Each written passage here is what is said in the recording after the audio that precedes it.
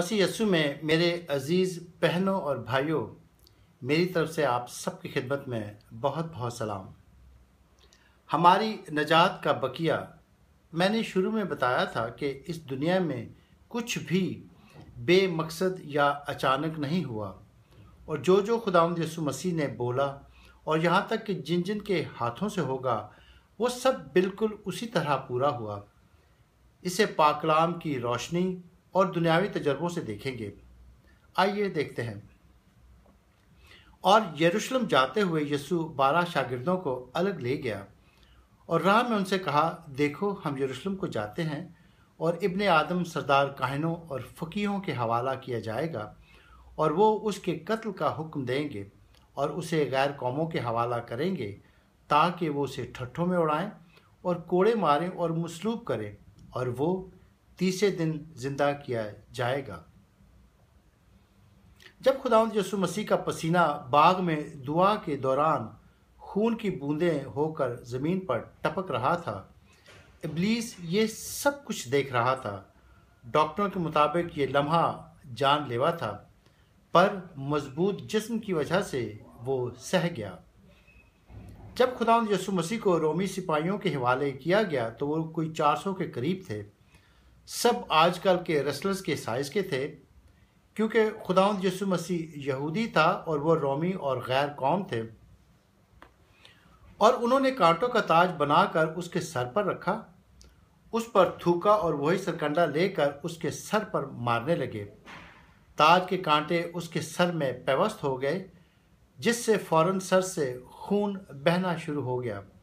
इन 400 सिपाहियों ने मार मार कर उसकी शक्ल बिगाड़ दी थी।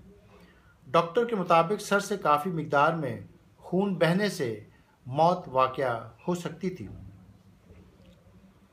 इस अजियत को अच्छी तरह वही समझ सकते हैं जिन्होंने पीठ पर सोटियां खाई हों। सोटियों से जिस्म से चिंगारियां निकलती हैं, और यहाँ हल्क होगन के साइज के 2 शख्स सोटियां नहीं बल्कि स्पेशल तरह के कोड़े लिए हुए थे। हर कोड़े में 9 चमड़े की डोरियां थी और उनके अंदर छोटे छोटे लोहे के और हड्डियों के टुकड़े पिरोए हुए थे।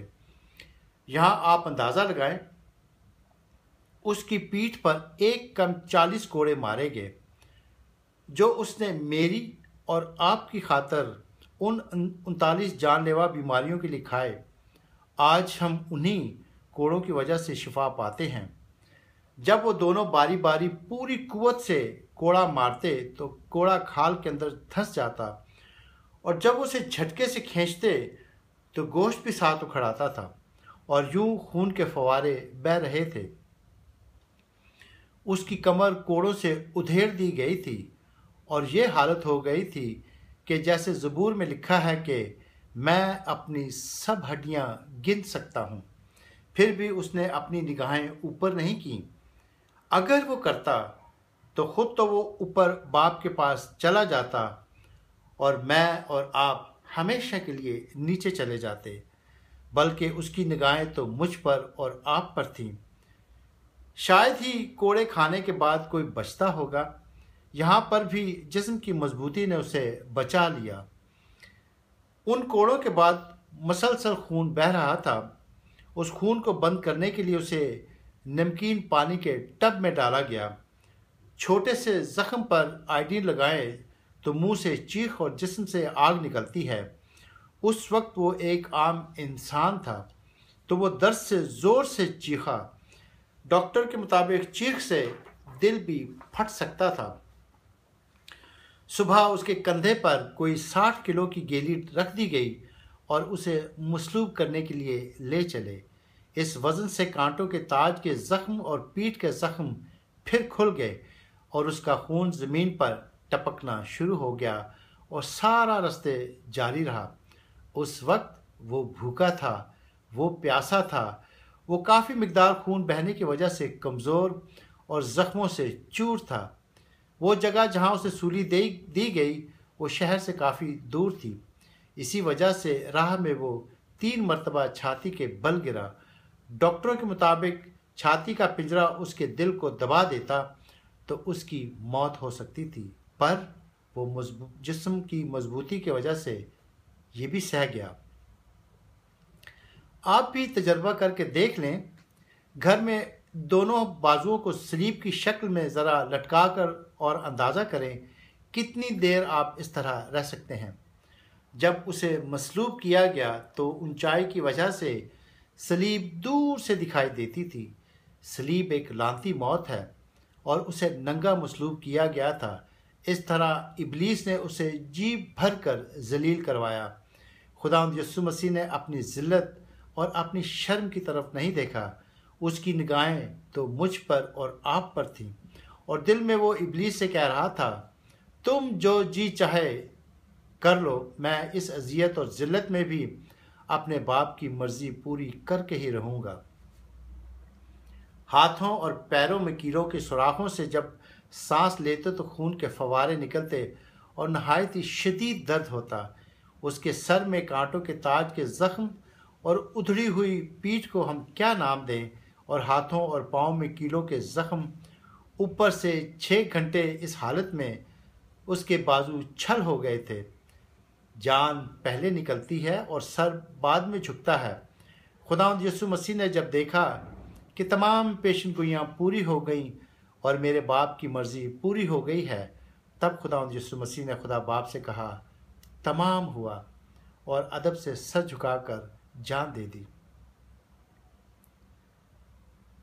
जब उन्होंने यीशु के पास आकर देखा कि वो मर चुका है तो उसकी टांगें ना तोड़ी, मगर उनमें से एक सिपाही ने भाले से उसकी पसली छेदी और फिलफोर उसमें से खून और पानी बह निकला। यीशु मसीह का खून कांटों के ताज के बाद से मरने तक कतरा कतरा करके ज़मीन पर गिरता रहा था, और जो खून दिल के खानों में रह गया था वो भाले के साथ बह निकला। इसका मतलब कि मरने के वक्त खुदावंद यीशु मसीह के जिस्म में एक कतरा भी खून नहीं था। खुदा की खुशी का इजहार देखें कि हैकल का पर्दा जो कि 4 इंच मोटा और काफ़ी ऊंचा था, उसे यहूदी क्यों फाड़ते? खुदा ने उसे ऊपर से नीचे तक फाड़ कर 2 टुकड़े कर दिया कि पतरस, अब तुम और बाकी तमाम दुनिया मेरी बादशाही में मेरे बेटे खुदावंद यीशु मसीह के वसीले से दाखिल हो सकते हो। यहाँ तक तो मुखलसी का इंतज़ाम था जो इस दुनिया में थे, जिनमें मैं और आप और जो आने वाले हैं। पर उनका क्या हुआ जो आदम से लेकर खुदावंद यीशु मसीह के सूली चढ़ने तक पहले मर चुके थे और आलम अरवा में इब्लीस की कैद में थे। खुदा उन्हें हरगिज़ नहीं भूला। खुदा के पास उनका भी प्लान मौजूद था, क्योंकि दूसरे आसमान से नीचे तो इब्लीस का कब्ज़ा था और आलम अरवा में तो सिर्फ मौत के बाद ही जाया जा सकता है। जब खुदावंद यीशु मसीह मरने के बाद आलम अरवा में गए तो इब्लीस उन्हें कैद न कर सका। वजह, क्योंकि उनमें गुनाह नहीं था। जैसे यहाँ जो आदमी बेगुनाह हो या मुजरिम ना हो, उसे कैद में नहीं डाला जाता। और इब्लीस ने भी खुद देख लिया था कि खुदावंद यीशु मसीह की कुर्बानी हर लिहाज से और हर एंगल से परफेक्ट थी। उसे अब यह हक था कि इब्लीस से आलम अरवा की कुंजियाँ छीन ले। खुदावंद यीशु मसीह दुनिया में मुनादी करते थे और वहाँ आलम अरवा में भी 3 दिन और रात मुनादी की, और जो रूहें ईमान लाएं उन्हें और आलम अरवा की कुंजियाँ खुदावंद यीशु मसीह अपने साथ आसमान पर ले गए। मत्ती की इंजील में यूँ लिखा है कि क्योंकि वो अब तक इस नविश्ते को ना जानते थे जिसके मुताबिक उसका मुर्दों में से जी उठना ज़रूर था। कुर्बानी के बाद अमूमन इनाम दिया जाता है। इस दुनिया में तो मुरब्बे या बहुत सा पैसा या फिर सड़कों के नाम, और खुदावंद यीशु मसीह के साथ तो ऐसा कुछ भी नहीं हुआ। पाक कलाम में आप पढ़कर देखें, वहाँ इनाम के बारे में कुछ भी नहीं लिखा। कोई इनाम नहीं, कुछ भी नहीं। उसे इनाम नहीं बल्कि वो नाम दिया जो सब नामों से आला है। उसे मुर्दों में से ज़िंदा किया और वो अब तक ज़िंदा रहेगा। जी उठने के बाद खुदा यीशु मसीह अपने शागिर्दों को मिला और यीशु ने पास आकर उनसे बातें की और कहा कि आसमान और ज़मीन का कुल इख्तियार मुझे दिया गया है, और देखो मैं दुनिया के आखिर तक हमेशा तुम्हारे साथ हूँ। अमाल में यूँ लिखा है कि यही यीशु जो तुम्हारे पास से आसमान पर उठाया गया है, इसी तरह फिर आएगा जिस तरह तुमने उसे आसमान पर जाते देखा है। अब मैंने और आपने तो ये देखा नहीं, पर इब्लीस को ये सब कुछ दिखाया कि देख लो इसी तरह मैंने वापस आना है। बहनों और भाइयों, आजकल के इस बेहद मसरूफ़ दौर में शायद इतना वक्त आपको मिले इन 5-5 मिनट के पैगामों की सत्रों में पाक कलाम जैसे एक बहुत बड़े समंदर में सिर्फ एक आई ड्रॉप के बराबर आपको पाक कलाम मिलेगा। इसी तरह हर एक सत्र के आखिर में आपके लिए एक एक खुला सवाल है। उसके बाद बहुत ज़रूरी है कि आप खुदा बाप, खुदा बेटे और खुदा पाक रूह को पूरे दिल से जानें, उसकी इज़्ज़त करें और उसका खौफ मानें। मेरी ख्वाहिश है कि मेरे बाप की मर्ज़ी पूरी हो, और वो मर्ज़ी ये है कि हम सब उसकी बादशाही के वारिस बने और अबद तक उसकी बादशाही में रहें। खुदावंद आपको बहुत बहुत बरकत दे। आमीन।